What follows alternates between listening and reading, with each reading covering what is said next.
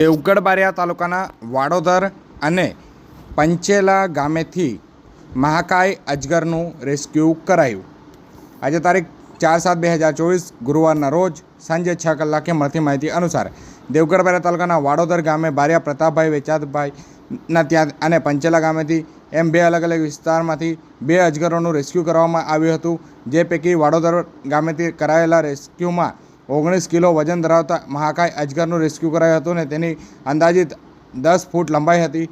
તો બીજી તરફ પંચેલા ગામના લક્ષ્મણભાઈ રામજીભાઈ પટેલના ખેતરમાંથી રેસ્ક્યુ કરાયેલા અજગરની કુલ લંબાઈ 5 ફૂટ હતી અને તેનો વજન આશરે 8 કિલો હતો।